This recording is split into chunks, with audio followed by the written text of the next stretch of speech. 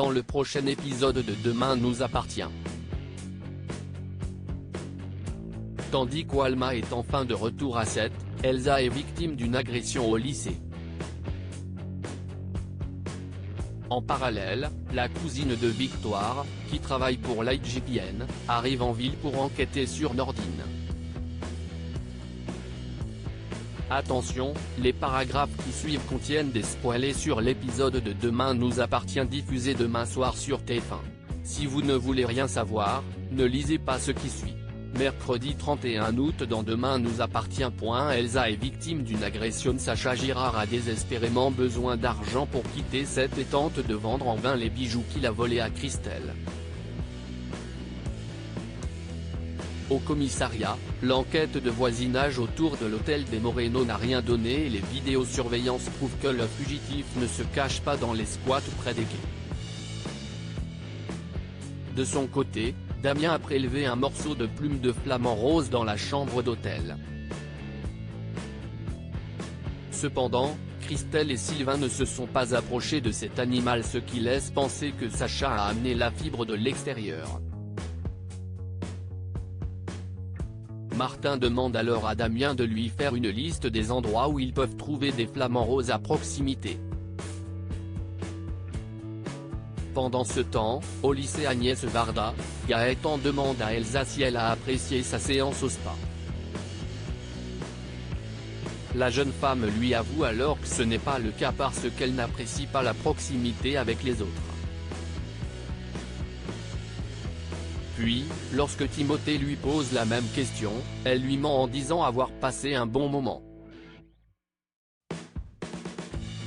Gaëtan en profite alors pour dire toute la vérité à Timothée, aux grands dents de l'étudiante. Le fils Brunet se vexe et reproche à sa petite amie de lui mentir une fois de plus. À son départ, Gaëtan saisit l'occasion de draguer lourdement Elsa qui l'envoie tout de suite balader. Aurore et Sarah sont à la recherche de Sacha dans les marais. La jeune policière se souvient d'un cabanon non répertorié dans les environs qui a été abandonné. Les deux flics décident d'aller jeter un coup d'œil et découvrent qu'il s'agit bien du repère de Sacha. Aurore découvre alors des morceaux de papier brûlés et Sarah retrouve une masse de cheveux qui leur indique qu'il s'est rasé le crâne. Les nouveaux éléments ne laissent pas de place au doute, Sacha est en train de se faire de nouveaux papiers. La police décide de changer son portrait robot et de mettre le cabanon sous surveillance. De son côté, Elsa se promène dans la rue et en profite pour raconter à Manon au téléphone sa dispute avec Timothée. Cependant, la jeune femme a le sentiment étrange d'être suivie, ce qui est réellement le cas. En parallèle, Sacha rencontre un faussaire qui accepte de lui racheter les bijoux volés à Christelle Moreno. Il estime prendre beaucoup de risques en faisant affaire avec lui et fait une offre bien en dessous de leur véritable valeur. Cependant, le fugitif accepte tout de même puisqu'il a réellement besoin de cet argent au plus vite. Finalement, Timothée laisse une opportunité à Elsa de s'expliquer au téléphone. La jeune femme lui indique que Gaëtan est jaloux et c'est pour cette raison qu'il fait tout pour qu'ils se disputent. Puis, lorsqu'il raccroche, un individu vêtu d'un sweat à capuche noire attrape Elsa par derrière en lui mettant la main sur sa bouche. Il traîne ensuite de force la jeune femme dans les toilettes, et Elsa perd son bracelet en cours de route. Un peu plus tard, Chloé s'apprête à quitter le lycée lorsqu'elle trouve une chaussure au sol. Au même moment, Elsa sort des toilettes totalement désorientée avec les pieds nus et les vêtements défaits. La jeune femme s'empresse alors de se jeter dans les bras de la directrice et fond en larmes. Alma est de retour et la petite cousine de Victoire arrive. C'est une patiente bien particulière, attend Benjamin pour une consultation. Il s'agit d'Alma qui ne devait revenir que le lendemain. La jeune femme a profité que son vol soit annulé pour l'avancer et lui faire une surprise. Le couple en profite alors pour partager un moment intime. Un peu plus tard, Victoire découvre que son ami est de retour en ville. Alma est déjà au courant du départ de Samuel et lui propose donc de passer un petit moment entre copines lors d'un apéro ce soir au Spoon. Pendant ce temps au commissariat, Georges aperçoit une jeune femme demander des informations aux policiers à l'entrée du commissariat. Si dans un premier temps il continue son chemin, il décide finalement de lui proposer son aide.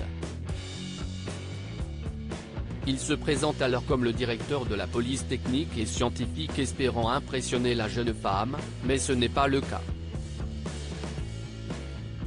En effet, Lisa préfère attendre le commandant Constant. Le policier continue la conversation et lui demande s'ils ne sont pas déjà vus quelque part. Une question qui fait beaucoup rire ses collègues. La jeune femme préfère ne pas relever sa question et décide de patienter toute seule jusqu'à l'arrivée de Martin. Au restaurant, Alma offre de nombreux souvenirs à Audrey.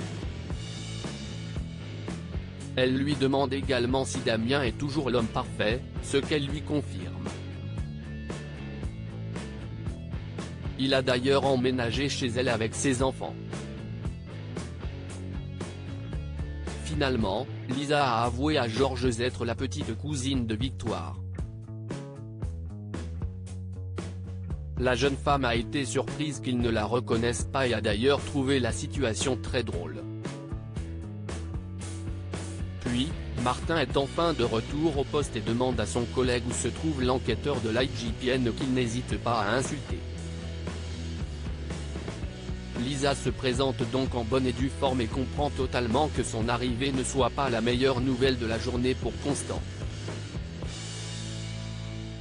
Lisa est à 7 pour enquêter sur les circonstances du vol de l'arme de Nordine Becker et déterminer son implication dans l'évasion de Sacha Girard. Cependant, le commandant a besoin de tous ses hommes, c'est pourquoi elle décide de ne pas mettre Nordine à pied, juste de l'écarter du terrain. Lisa demande ensuite à Martin l'accès aux documents concernant l'incident et souhaite interroger les personnes concernées. Au Spoon, Victoire et Alma prennent un verre entre filles lorsque Benjamin les rejoint. Victoire, qui souhaite les laisser profiter de leur retrouvailles, s'apprête à s'éclipser lorsque Benjamin et Alma lui demandent de rester dîner avec eux. Un peu plus tard, en allant commander des verres au bar, Victoire tombe sur sa petite cousine.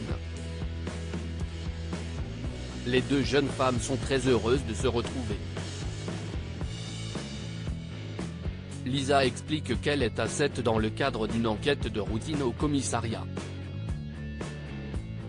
Puis, elle raconte à Victoire la scène très amusante qui s'est produite un peu plus tôt avec Georges.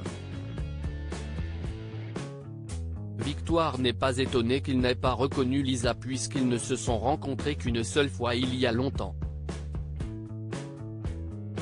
Victoire propose ensuite à sa cousine de venir s'installer chez elle le temps de son séjour puis la présente rapidement à Alma et Benjamin avant de quitter le restaurant.